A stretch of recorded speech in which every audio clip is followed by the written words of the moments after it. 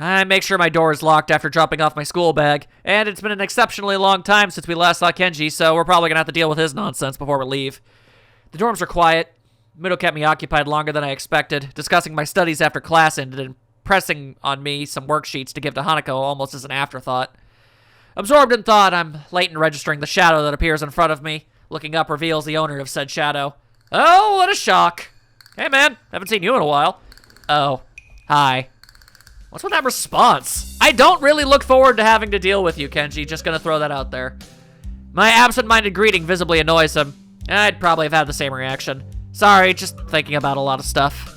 Think it's a pretty poor excuse to not be aiding the war effort. Ugh! And how goes the war? I'm preparing. Right now I need money to help with those preparations. If you want me to loan you money, just say it. Nah, man, I'm good. You're good? You don't want my money? Hey, man, don't look so surprised. It's insulting. I'm pretty big in the competitive bowling scene, but yesterday I found some guys who didn't know that.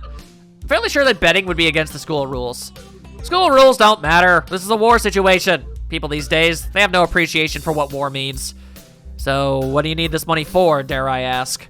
Non-perishable canned food, building materials, mostly corrugated wood and iron and wood panels, first aid kit, camping heater, portable radio, sleeping bag, flashlight, mechanical clock.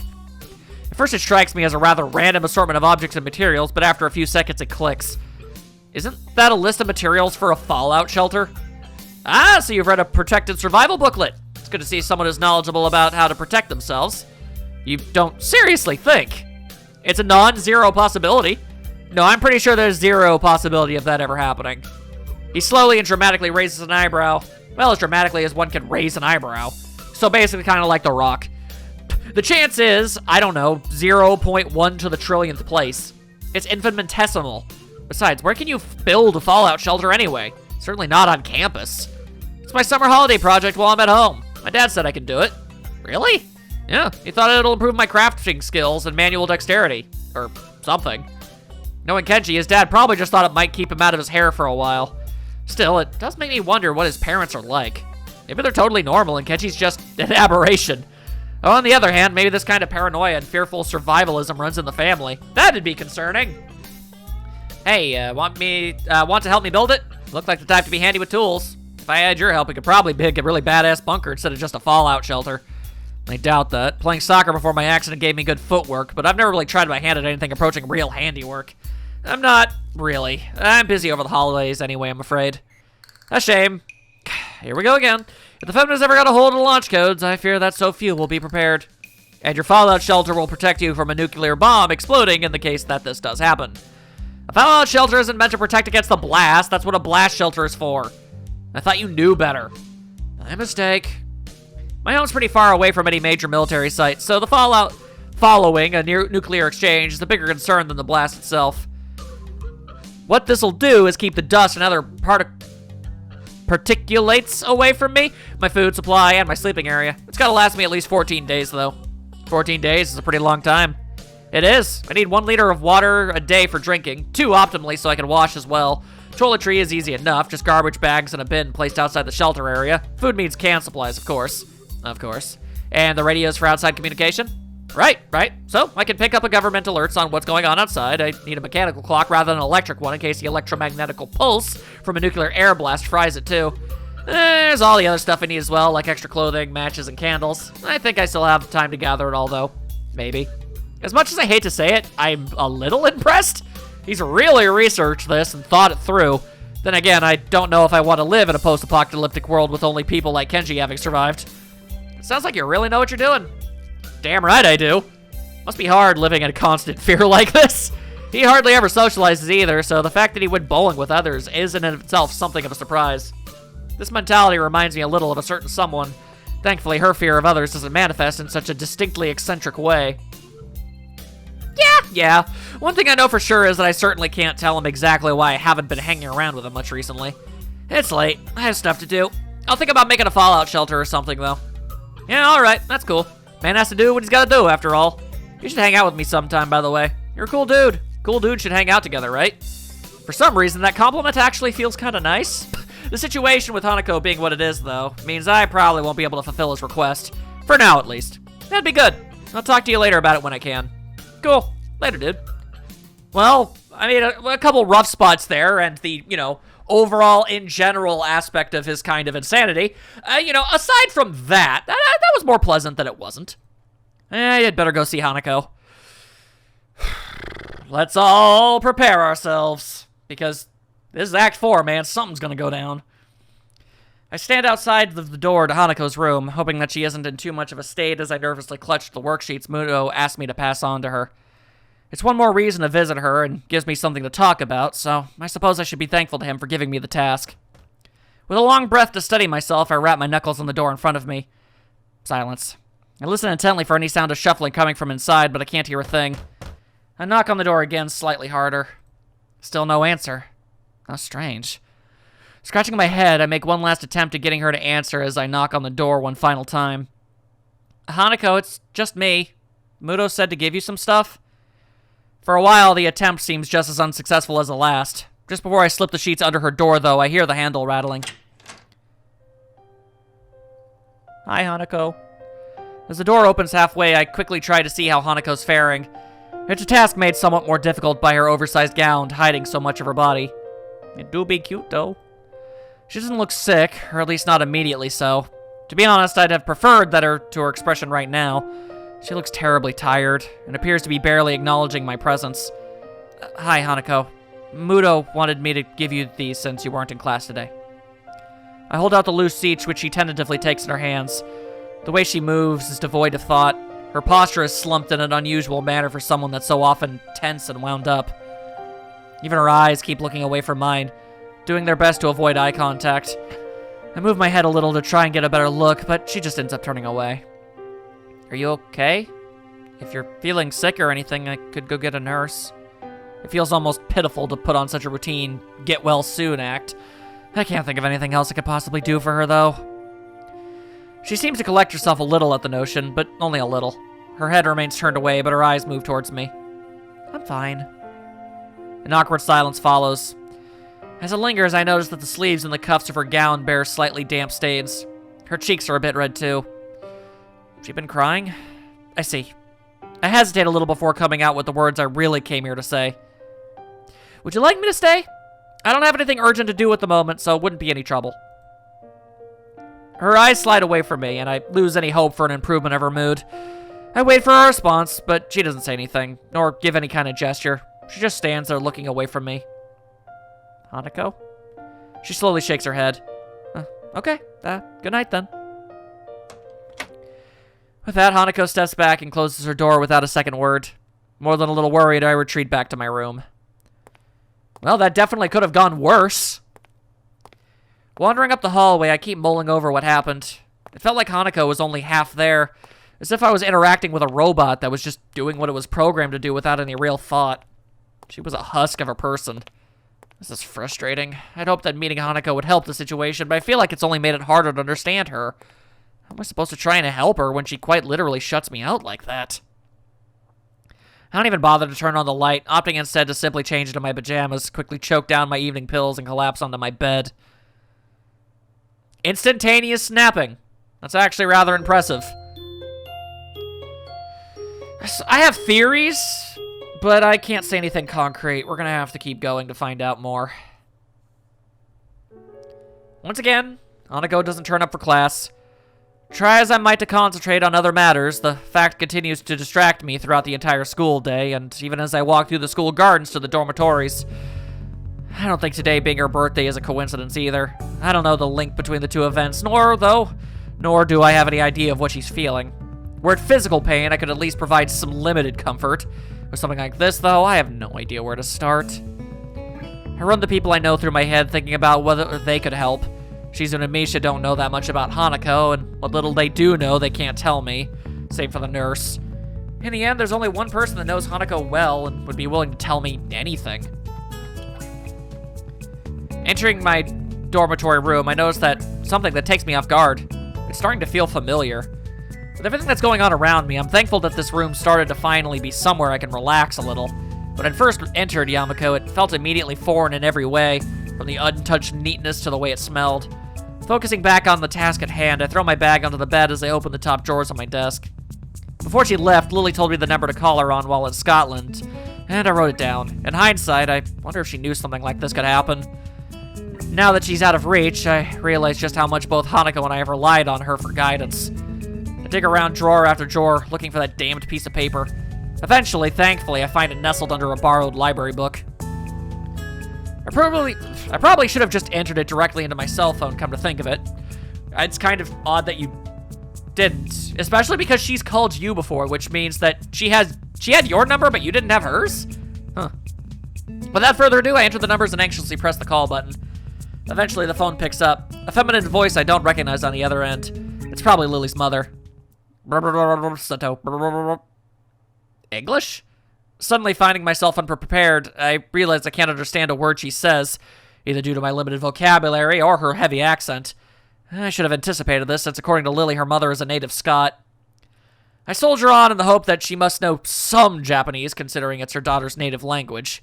It's Hisao Nakai speaking. An enthusiastic sound of realization can be heard as she recognizes the language. My feeling of relief is immense. You must be one of Lily's friends from school, correct? Even so, her accent means I have to concentrate to work on what she's saying. Yes, that's right. Pleased to speak to you, Mrs. Sato. So nice to of her to find someone so polite. Lily dear, it's for you. Her mother seems nice, if a little over-enthusiastic given the mundane situation. There's a small silence as Lily takes her time getting to the phone. In the distance, I can just make out her mother scolding her playfully for just getting up. Hello, Lily speaking. You sound awful. She makes a sound somewhere between a dying animal and a yawn. The one thing I did remember to check before calling was the time zone. It'd be pretty late in the morning over there, so she really has no excuse. Not feeling well? Just tired. What time is it there? Late afternoon. School finished for the day not long ago. Hanako's not well, is she? That was quick. My assumption that she must have known something like this could happen seems to have been on the mark. How did you know? Because today is her birthday. I'd hoped she might have gotten at least a little better after coming to know you, but how is she right now? She missed school today and yesterday. I still have to check up on her today, to be honest. After seeing how she was when I talked to her yesterday, I'm pretty anxious. I really have no idea what to make of it. Has this happened in the past? Is it related to her scarring in some way? Unfortunately so. Roughly the same thing happened last year when her birthday came up. As far as I can tell, it's because her parents died in the accident that caused her scarring. I mean, yeah. That was always my guess. And Hanako blames herself for their deaths. What she says does seem to make sense. If she's blaming herself on her birthday, she may well be ruining that she was ever born. Hanako had mentioned her stay in the orphanage to me. Maybe I should have taken some heart that she trusts me enough to tell me such a thing. Lily seeming so in the dark about it, though, almost to the extent that I am, is a surprise. So that's why she lives in the student dormitories as well. Has she told you any more about the accident? As close as we've come, she's very barely told me anything about what happened. What I know about is largely conjecture. She sounds depressed, almost defeated. Considering the trauma Hanako must have gone through, I can't really fault Lily for not knowing. Nevertheless, she still seems to consider it a personal failing. Don't blame yourself, Lily. With everything she's gone through, there's a long silence from the other end of the line. I begin to wonder if the call cut out before the voice at the other end speaks out once again. There is another person, though, that has been a subject of worry for me as of late. No? I run through the people she could be talking about in my head. The only friends she seems to keep very close are Hanako and me, though there is Akira as well. That person is you, Hisao. There's another silence on the line, but this time it's caused by me. Making others worry about me is something I've very acutely tried to avoid since coming to Yamako. Indeed, even my interaction with Hanako has helped stave off any major health problems thanks to our relaxed and slow-paced lives. What is there to worry about over me? I apologize, I don't mean any offense. Sorry, I was just taken a bit off guard. Still, isn't Hanako a bigger problem at the moment? For some time now, I've thought that both of you may be feeding into each other's more worrying habits. I tend to amend this before leaving, but it seems to have done little. Worrying habits? When I asked you about what you had in mind for the future, your answer was very similar to what Hanako has said in the past when that question was posed to her. It's well and good to want to protect her, but I feel that treating Hanako like this, as if she were a daughter or someone in need of special care, is only going to achieve the opposite. I wasn't wrong! Unless Lily is also wrong, in which case we're both wrong, and you know what? At least that would make me feel a little bit better. The situation got effectively turned on its head. After everything that's happened, this is the first time I find myself doubting Lily's judgment. I'm gonna go ahead and say no, we should definitely listen to Lily. Quite frankly, I feel like our judgment has gotten us in this awkward situation to begin with. Going in a completely radically opposite direction seems like the right call to make. At least that's what I personally believe. So, yeah, no, let's agree with Lily. Let's not treat her like she's made out of porcelain glass. I don't want to admit it, but she may have a point. Something else bugs me, though. And you tried to amend this? Wait, our outing into the city? Quite astute. I thought it might help if I dragged both of you out of Yamaku and into the wider world. I am thankful you became closer for it, though. So she noticed that. I suppose she may well have been paying attention to us, and her hearing's incredibly good. Quite likely good enough to have picked up what we were talking about if she tried. This sounds more and more like you were manipulating us. Silence. It's a harsh way of putting it, but I have no intention of stepping back from those words. I'm sorry. I was just worried about you. It's fine. I guess there are more important things anyway. It's not a total surprise that she'd do such a thing. Her motherly nature can be slightly overbearing at times, but she does have the best of intentions.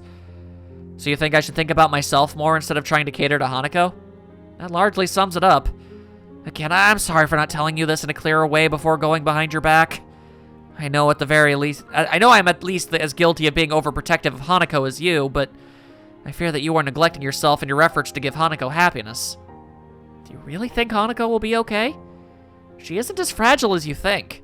I don't know exactly what experiences she's lived through, or what feelings she has in her mind, but she's managed to work her way through them until now.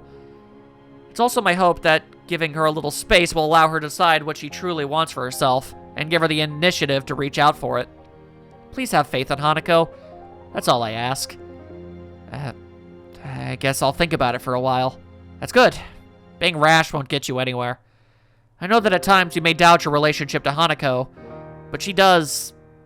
Lily cuts herself off and takes a moment to reconsider her words.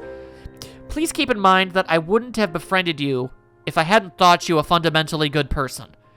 You're a good friend, both to myself and to Hanako. Thank you. That helps. We share some small talk to try and lighten the atmosphere, but it feels very stilted. There's a lot I don't know about Lily's stay in Scotland, but after such a heavy subject, I want to be alone for a bit to think. After a few minutes, we end up saying our goodbyes, and I set my phone on my desk. Compared to Hanako's situation, mine feels utterly mundane. I still have both my parents, I had a reasonably normal childhood, and unlike many in Yamaku, my condition isn't immediately visible to the public. But then again, isn't this just an attempt to justify the way I've been acting towards her? That may well be what our pasts were like, but when it comes to the future, I still have no idea what I want to do. In school, I've just concentrated on each day's work, and I've put off more and more things to cater to Hanako. I recall the words that Muto told me after Hanako's breakdown, about the purpose of Yamaku and my education. In hindsight, he was probably trying to push exactly the same thing. Just what have I been doing in the time since my heart attack? If I ever did manage to get Hanako out of her room and open up, what then? I look out of my dormitory window as the sun slowly sets. It's a nice sight, but what I really savor is the quiet as the students return to their dormitory rooms. All I want to do now is think. I'm not sure how much time I have, but I want to work out where I'll go from here. Okay. Whew, so far it seems like I was mostly right. Could still go horribly wrong, but here's hoping. Since talking to Lily yesterday, I've wanted to try and move on from the listlessness I've felt ever since coming to Yamaku. But even if I try to concentrate on the book in front of me, Hanako's empty seat at the back of the classroom looms larger than life. Every time I start getting focused, my eyes flick over to her desk again, and my mind starts spinning. Whoa! It's you again, hello. Once again, my eyes drift over to it, but this time my vision is blocked by a certain other classmate. Oh, hey, Miki. Maybe you should just have lunch. I can hear her stomach growling from my desk. I let my head drop in disappointment. She seems to take some amusement from my reaction and hops up onto my desk. Her grin as she sits on it reminds me of the Cheshire Cat. I don't know a lot about this gal, but I gotta say, I kinda like her. She's pretty cool. So what you working on? Some math. I have a decent handle on it, but I just wanted to revise. Oh, really? Let me see that. Before I can object, she grabs my mathematics book with her hand. She scans the page I was on, holding it up with the one hand she has, her left arm sitting uselessly on her lap. In my time here at Yamako, I've noticed that the other students have a wide range of adjustments to their disabilities. On a purely practical level, Miki is one of those who seems to have trouble. Yeah, that's something that's even harder to adapt. The stump of her left arm tends to either be hanging by her side, slipped into a pocket, or otherwise put out of the way. Sometimes she has a difficult time doing common tasks, which makes her visibly quite frustrated. I feel a little bad for thinking this way, but I'm thankful that Hanako and I don't have disabilities affecting our freedom of movement to that extent. Then again, if Miki's problem worsened, at least she wouldn't have a real possibility of dying. My attention is refocused as she thumbs through a few pages, skimming their contents. With such casual interest in the subject matter, it's clear by now that she won't be any help. I'm guessing you're not too interested in this stuff? Screw math. It's boring as hell. Hear, hear! I agree with Miki. She puts the book back in front of me with indifference. Her eyes move to the notebook beside it that I've been working out practice equations on. Wait, you're actually able to work that stuff out? Yeah. Wow, I've never talked to a computer with legs before. Thanks, I think. At least I'm doing better in this than history. Think it's worth asking the librarian for help? I heard she's shooting for uni. Ah, Yuko? Maybe. I don't know what she wants to study, though. What about you? Got anything you're thinking of doing after you graduate? Me? Nah, not really. Just enjoying it while it lasts. She looks a little awkward when asked about her future, and absentmindedly rubs her left forearm. I kind of want to ask her about it, but I don't think I know her well enough to do so. The conversation peters out, and I lean back in my chair. Giving up the prospect of studying, Miki notices my tired expression and looks oddly serious. Think about Hanako? That's that obvious? You've been glancing at her seat, and you've been pretty quiet. Not too hard to connect the dots. I'm just worried about her. Yeah, I can see why you would be. She can get weird sometimes. She sounds put off, but I can't blame her. Hanako was a hard person to interact with before she warmed up to me, even with Lily around to help. I haven't known her for that long either, so some of her habits would still be unknown to me. My face becomes troubled. If I hadn't developed feelings for her, this would be at least a little easier to deal with. I mean, no offense, she isn't a bad person, I know that much. I know, I didn't take it that way, it's just harder to deal with than, well, you know, you have feelings for someone. Yeah, I can imagine that. It's hard to forget something like that, what happened to her during class, too. I wish she hadn't reminded me of that. She just confirmed that it was clearly noticed by the others in the room as well. Come on, don't get so down. She's done this before. You just gotta wait it out. She locks herself in a room and acts like an empty husk of a person for a sizable amount of time, even ever since she entered Yamako, if not before then as well, and I'm not supposed to be concerned about that? Hell, I might think that, but there's nothing that I can do. I can't force her to come out, and she does see a therapist, so it's not like she isn't getting any help for her issues. That's a good way to look at it. She's getting as much professional help as she could possibly can, and if she really wanted your help, I feel like she could still ask. Maybe it's natural to think that way when you're so powerless to help someone. That's just the way she is, and you just have to deal with it. As I mull things over, I notice a movement out of the corner of my eye. I glance to see who it is, and I end up doing a double take. Hey! Sure enough, it's Hanako. She walks through the door just as she would any normal school day, and begins to move towards her seat in her usual silent and humble manner.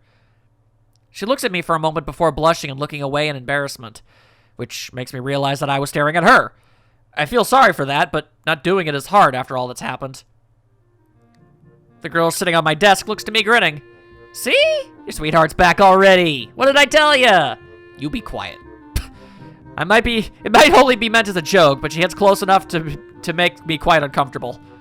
As we talk, someone calls Miki's name from the door. She jumps down from her vantage point on my desk before turning to me. Gotta go, Sal. Remember to eat something, will ya? Fine, I will. See ya. She gives a casual salute before jogging over to the door, where a male student in gym uniform is waiting for her. Probably someone from the track and field club. Seizing the opportunity, I get up and make my way to Hanako's desk. Hello. Hi, Hanako. What's up? Nothing. Maybe talking to her this soon after she came back to class was a bad move. Wanna go, come with me and grab something from the cafeteria? I'm pretty hungry. But I thought you were studying. Studying can wait. Turning up for class after all this time must have taken some courage for Hanako, so the least I can do is stay with her. That's just the way she is, and you just have to deal with it, is the way Miki and probably the class as a whole views Hanako. I can do more for her, though. I want to do more. After being distracted by Miki, I don't think I'm going to get any work done. Come on, let's go. She hesitates, but eventually gets up and joins me as we begin walking. These may be small steps for her, but the fact that she's finally out of her room of her own volition lifts a large weight off my shoulders. But what comes next? I am invested! I want everything to be okay. Come on.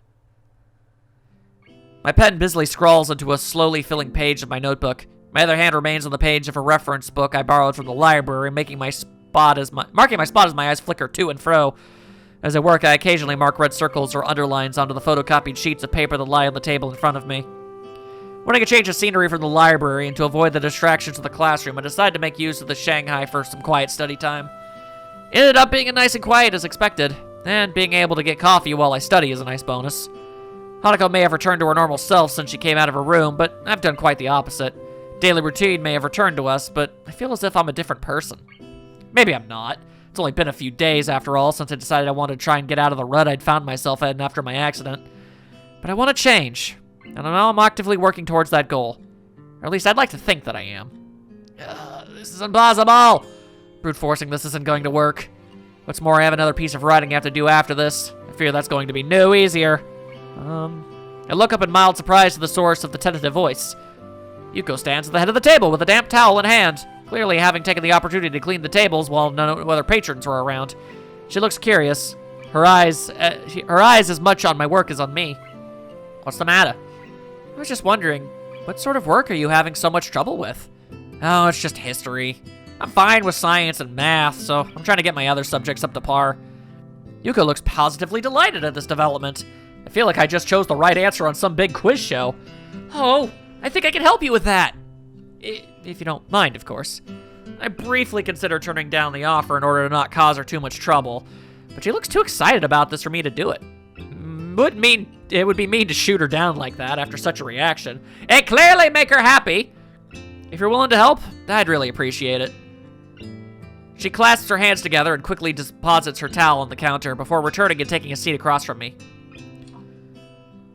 I take my notebook off the top of the textbook and hand it over for her to peruse. So, you're studying the Edo period? Or is it Edo? Yeah, I'm not really much good at this, though. She takes the textbooks and reads a few pages from a random section near the middle for a bit, but the aura of enthusiasm she'd been radiating previously is rapidly sapping away. I'm guessing this isn't the kind of history you were expecting. Unfortunately not. My main area is European history, especially in the classical era. Sorry. She looks a bit downcast, but as she carefully closes the book and lays it back down on the table, her face perks up again.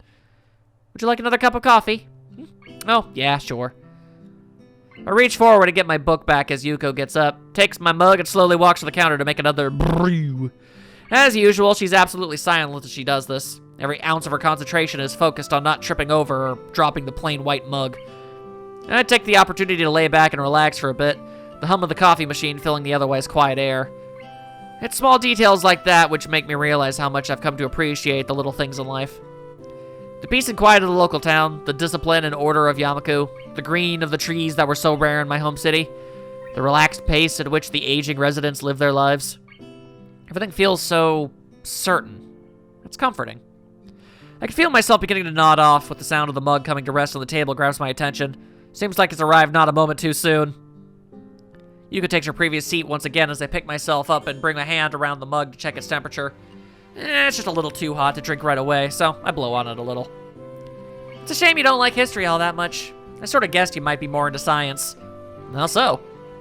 You've nearly read out the science fiction section of the library already. It wasn't hard to notice.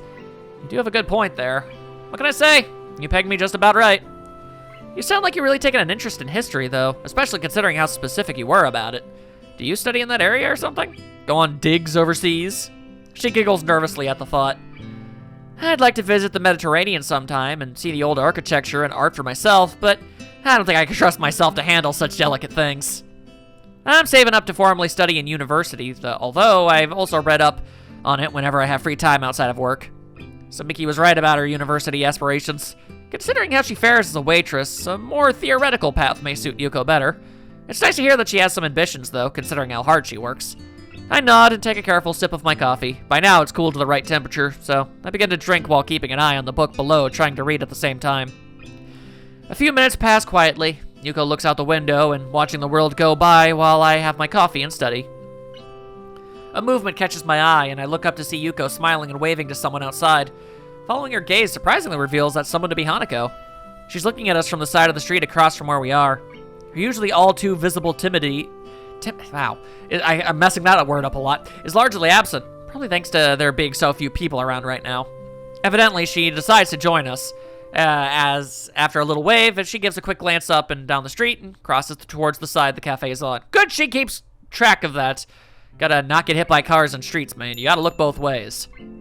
The familiar doorbell to the Shanghai rings out as Hanako enters and makes her way to the table we're sitting at. Hello. Good afternoon. Hi, Hanako. What's up? Nothing, just going for a walk, since the weather was nice. Yeah, I get what you mean. I'm glad I decided to study here instead of the library. It's comfortable in here, thanks to that. Better than the sometimes quite stuffy library. I look to Yuko, who nods in response. It's nice. It's just a shame the summer can't last forever. Oh, wait, sorry. Would you like a drink?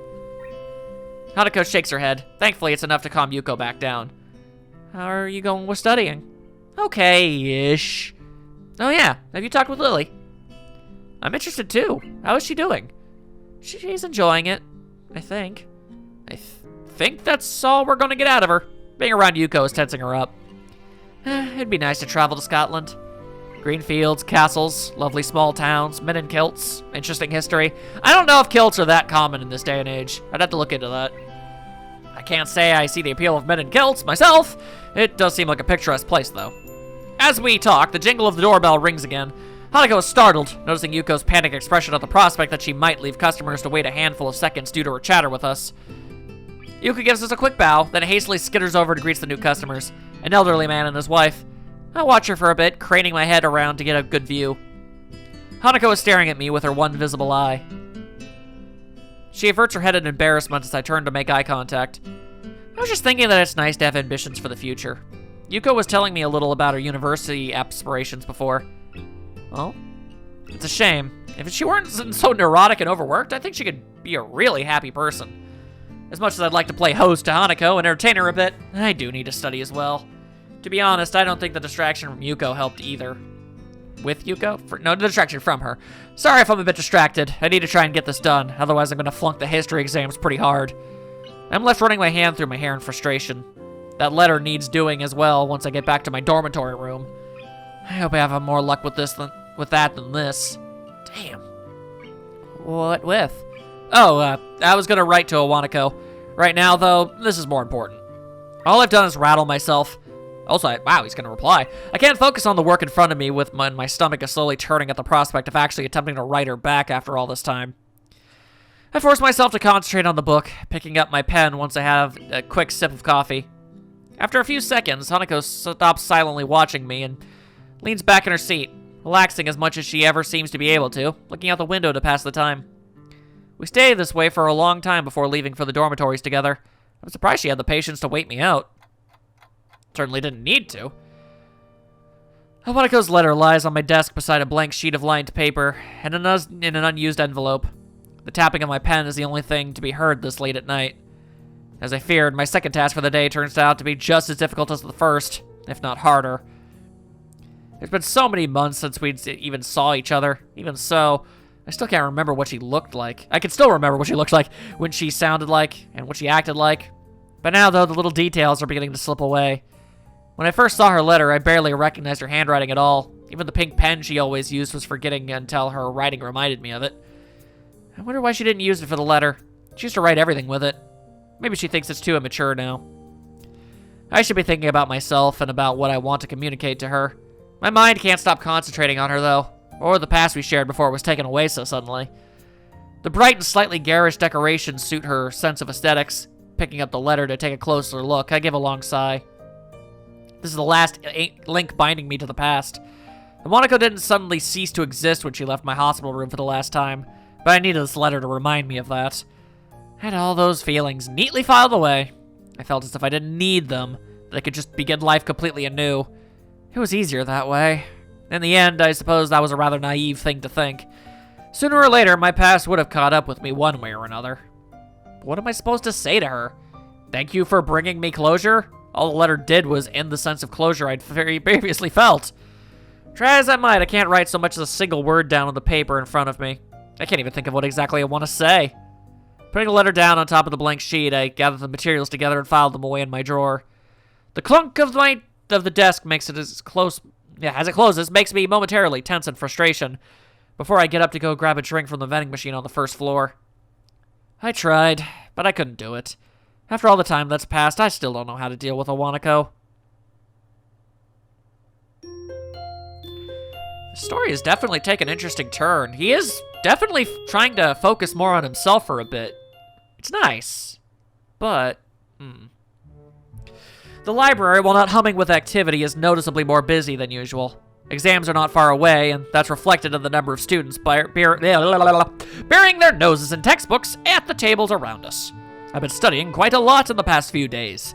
Just like them, in hopes of doing well in the exams, this also means that Hanako and I have been playing games less, so she's been studying as well just to fill the time. Nonetheless, I found myself forsaken by her on this particular day. The textbook in front of me has remained on the same page for some time. After so much reading on subjects I couldn't care less about if not for the exams, my mind is beginning to wander. I find my eyes flicking over to where Hanako would usually be, just like on the days she wasn't in class.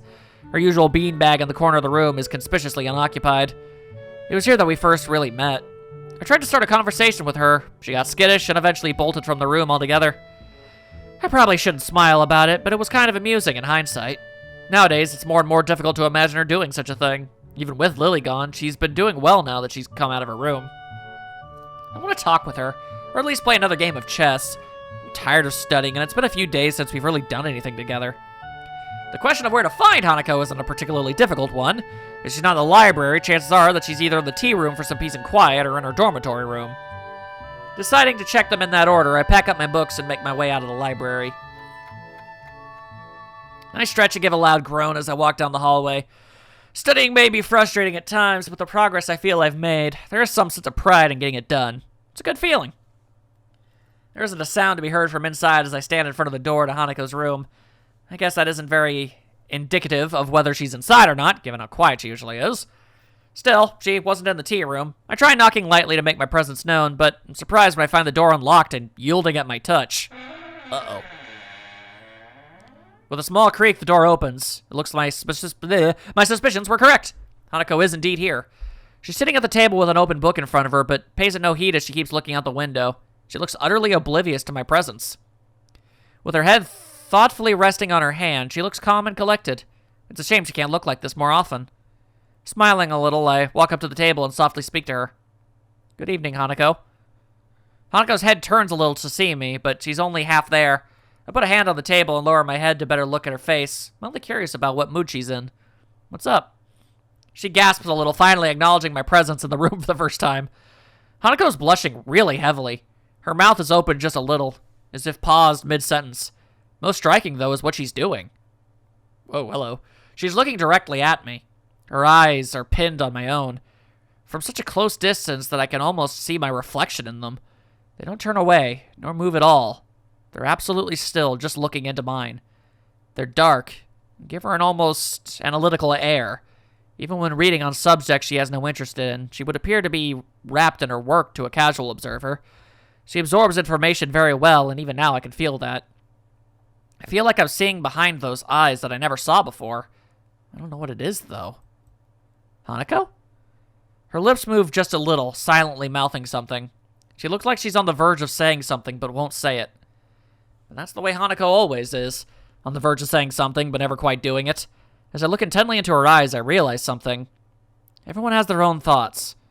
Things they want to say, their own worldview. But I can't work out what Hanako wants to say, and I can't work out what she's thinking. I never have been able to. It's frustrating. It feels like I don't know her at all, despite all the time we spent together. Sao. It's only now that I find myself blushing. I've been looking directly into Hanako's eyes from such a short distance with absolutely no regard for her, and she's been looking into mine without shrinking away. I quickly look away while covering my face with my hand. Hanako does the same. Another awkward silence reigns. I hate these. At first I accepted them as just being a fact of life around Hanako, but now all they feel like is an affirmation of how little we're able to communicate. Some anger makes its way in the complex mixture of emotions I'm experiencing right now. I want to bridge the gap between us. Friends shouldn't have to tiptoe around each other like this. I speak before I can argue myself out of what I'm going to do. My scarring isn't as bad as Hanako's, and I can't possibly compare my life to hers, but I want to show her that she's not alone. Doing this in such a blunt manner might be the only way to get my point across. Hanako, I want to show you something. I take a deep breath to prepare myself. This could backfire badly, but I feel as if we've come close enough for this to be okay. I'm not going to strip naked or anything weird. I'm just going to take off my shirt. Luckily, I think I already know where he's going with this, but it is very important that he points that out. Hanako's eyes grow to the size of saucers. That is a face. Her face is an amusing mixture of curiosity and nervousness as she stands. It helps take the edge off my own nervousness at doing this in front of another person. Slowly, with my entire body feeling tense, I unknot my tie and begin to lose the first of the buttons. I'm trying to mentally block out Hanako to make this easier, but it's not really working. As I work my way down, I expect to hear some form of protest from her. She remains silent, though, which just makes this feel even stranger. With the last of my shirt unbuttoned, I take a breath and look at her. Hanako's gaze is fixed on my scarring as expected. And once I nod to say it's okay, she steps forward and tentatively places her hand on the vertical line running down my chest. The scarring on her hand, a pattern of damaged skin across its surface, contrasts with the single uniform line that makes up mine. Her hand isn't trembling at all, unlike what I predicted. This is the scar from the surgery that followed my heart attack. The surgeons had to cut open my chest to operate on my heart. I never knew. Hanako's words are calmer and softer than usual.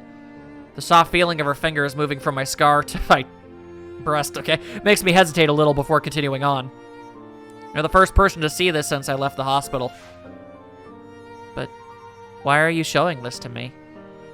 I wanted to prove to myself that I could do this. That I could accept my past and move on. I wanted to show that to you as well. She nods. From her reaction, she seems to know how difficult this is for me. More than anything, the scar represents a visible reminder of my condition. A reminder that I'm not normal anymore. That's something that until now I had tried my hardest to ignore. As the minutes tick by, Hanako's gaze lingers. Her eyes look less focused on my scarring than before. The situation feels a bit different than it previously did and makes me feel slightly uncomfortable. Her hand retreats and I draw my shirt closed and begin to button it up. Her blushing face suddenly returns to its typical tense and timid state as she looks away. The room is completely silent as I fix my shirt and tie, feeling put off after such an unexpectedly intimate moment. So, I guess you're not the only one that's scarred. Hanako smiles a little at the joke, thankfully lightening the atmosphere a bit. Thank you, Hisao. I think I understand. I give a long sigh of relief. I really didn't know how she'd take it, but I'm glad everything seems to have worked out as I'd hoped. Hanako's smile only proves that further. I'm finding the path I want to follow now, and what Hanako needs to do is to find her own. It's something I can't help her with, and it's something that she needs to overcome her past in order to do so. Hanako checks her watch. It's getting late by now. Hisao, yeah, I'd better be going. I'll be thankful for some sleep. It's been a long day after all. Good night, Hanako. Good night. I make my way out of her room and into the hallway, remaining silent as I do so. I think both of us have gone through a few emotions today. Yeah, that seems like a pretty fair bet, if I'm being real. Whew, alright though, that was a moment. Wow. The heat of the summertime sun beats down on my sweating brow. Dabbing with a handkerchief doesn't help too much in making me any more comfortable. Giving up on the idea of getting more done today, I stop and lean against one of the overpass fences, resting my bag on the ground. The stores in the town below Yamaku are well stocked and offers enough variety for me to get by, but at least on occasional shopping trip to the city is something that can't really be avoided. I've been here a few times now. The city's layout is getting more familiar, and the nostalgia from its atmosphere is beginning to wear off. I realize that I've begun to wheeze. I sound like an old man that's overexerted himself, and having to connect that to the fact that I'm the source is a bit disturbing. I put a hand on my chest and concentrate for a bit to make sure I haven't gone far enough to cause any further problems. Thankfully, my heart is acting normally. There's no dull pain and the beating is regular, albeit fast-paced, as I recover from overdoing things in this kind of heat. I hate my body. It's frustrating to be held back, even more to be held back by fear of my whole life being ended, when doing something as simple as walking around the city for a while. As I ponder on my health, I feel my pocket vibrating. By the time my phone's begun to ring, my hand is already fishing for it.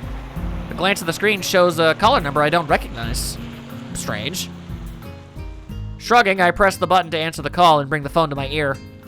Hello, this is Hanako speaking. The sound of a couple of short breaths can be heard, but no actual speech is forthcoming. Hello? Hisao? It's Hanako.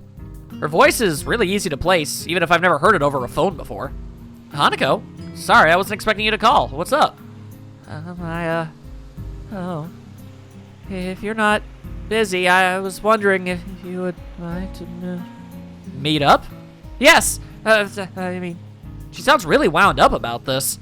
I can hear muffled voices in the background, and it's about time for afternoon tea, so I guess she'll want me to meet her at the Shanghai or something. That sounds fine. Are you at the Shanghai? I'm in the city.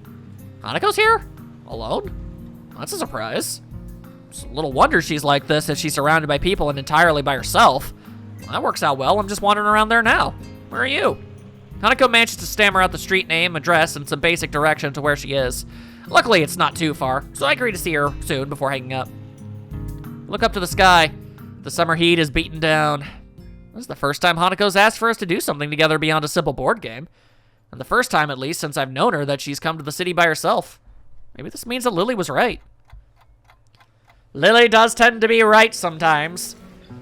By the time I manage to stagger up the cafe where Hanako is, I've started to wheeze again. I'm sweating so much that I feel like a melting popsicle and can barely hold the bag in my hand. Like one of them damn sponge bars! Oi! I need to sit down, badly. The tables outside are all occupied by busily chatting couples and girls gossiping between themselves. The contrast between the different age groups and fashions of the people here and the people from the town near Yamaku is striking. I scan over the people sitting at the tables, but I can't see Hanako. She did say she was sitting outside, so I must just be missing her. Not difficult given how she usually tries to make her presence. I look around more slowly this time, taking particular care to see if I can find Hanako's hat. It's pretty distinctive, and I'd be very surprised if she wasn't wearing it. There she is. Sure enough, her head is kept low, and the table she's sitting at is right beside the building in an inconspicuous corner. I walk up to where she is and make sure that I have her attention before I sit, lest I give her a scare. She notices me and gives a small wave as I arrive at her table. Are you feeling okay? I try my best to laugh it off, but doing so just makes me more out of breath. Not very fit these days. Don't mind me. Hanako nods, but still looks a bit put off. Now that I can get a good look at her face, something about her seems a little different. I'm not sure if my eyes are playing tricks on me, but she looks kind of nice. I'm not 100% sure what he means by that. She always looks nice. Her eyes move upward to look at me before quickly flicking down again. I begin to think that this is going to be a rather quiet meeting, but a waitress thankfully arrives and sets a cup down of tea in front of Hanako. Hanako almost automatically turns slightly away and lowers the side of her head. It's an amazingly practiced motion, and does such a good job of its intended purpose, hiding her scars from someone who's leaning in close. Her right arm is still on the table, though, while the scarring on the back of her hand quite visible. It catches the waitress's eye, and I move to quickly distract her. Excuse me, may I place an order?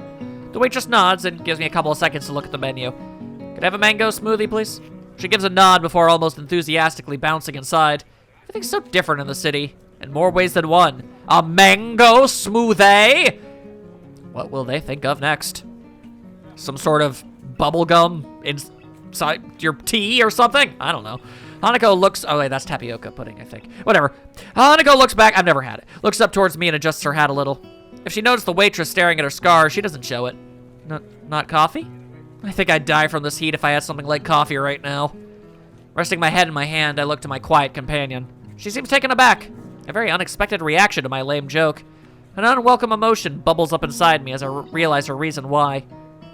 Unlike most in Yamaku, indeed, unlike almost anyone there that I'm aware of, my condition goes beyond limiting the activities I can do. Or to be more precise, breaching those limits could have more grave consequences. Thankfully, it's something that's very rarely come up since I entered Yamaku. I thought it was so rare that Hanako and Lily might not think of it at all. Turns out that I was wrong. Hanako silently drinks her tea while I wait for my drink, confirming it's the right temperature with a small sip before she begins in earnest.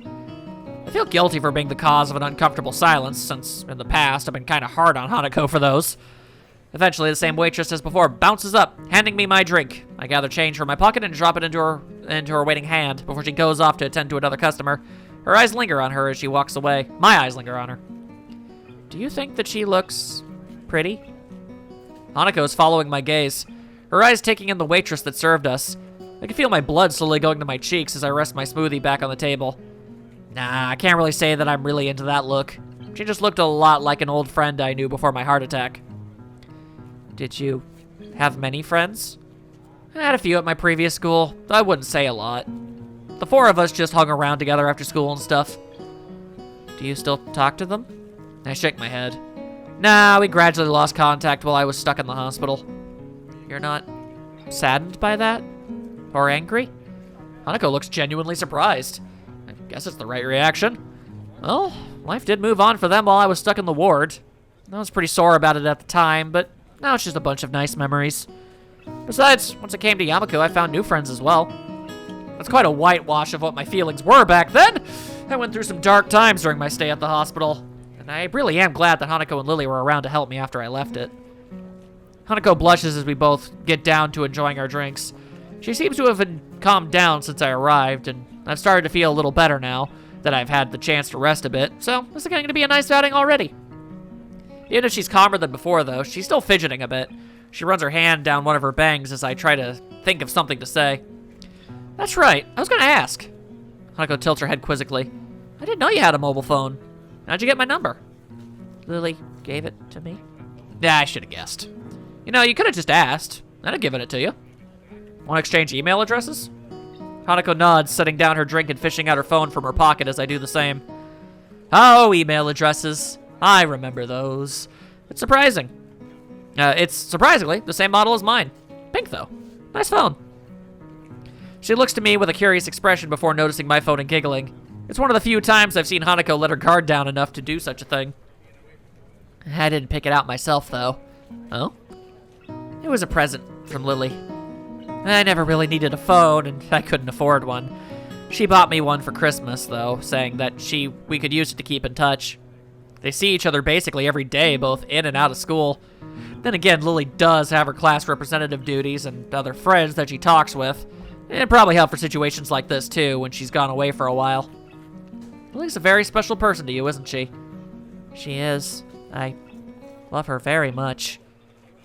Hanako looks down and smiles as she thinks of her. None of my friendships were as deep as theirs, and I have to admit to myself that I'm a little jealous of their relationship. It's a nice one, though. We tell each other our email addresses and thumb into our respective phones, and I get Hanako's number from earlier and put it into my contact list. Done. That makes 3 now. 3? Lily, Akira, and you. Ah, Akira. She's an interesting person, isn't she? She is. She's also really nice, though. Her suit makes her look a bit cool. I'm a little surprised you know each other well, what with her job taking up so much of her time. Hanako looks down a little and takes another sip of her drink. If I wasn't looking intently at her face, I'd miss the small smile perched on it. I guess when she knows so few people, that those she knows must mean a lot to her. How many do you have? Me? Oh, about 9 or 10. I hesitate to go into them for fear of rubbing in the fact that Hanako doesn't have parents, or apparently even close relatives. 2 of those are Shizune and Misha, too, which is another can of worms. I don't even know when that happened. I imagine that Lily would have been more than both of us put together, probably. Hanako gives a childish giggle, and I can't help smiling. It's a good feeling that she's gotten this comfortable around me. At times like this, I feel like I'm getting close to talking to her true self.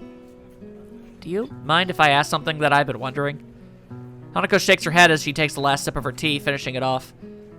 You don't seem very jealous of Lily having lots of friends. Don't you want to make some more friends yourself, or get to know some of hers?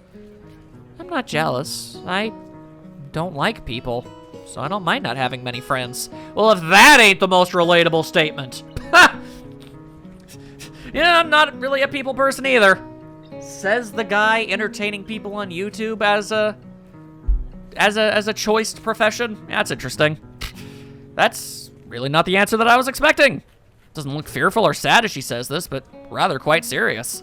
I mean, there's really no problem with being mostly a recluse with only a few really close friends. That's totally fine and fair. I say that because that's how I live my life. I Hanako rubs her arm awkwardly. Having taken my quietness as a reason to continue, I'm not really sure what I should say, so I end up simply giving her my attention in silence. In middle school, I got bullied a lot. I was called names and got excluded from work groups and sports teams. There were worse things, too. And that's what made you not like other people? She shakes her head. That was elementary school. Kids, man, they're the worst.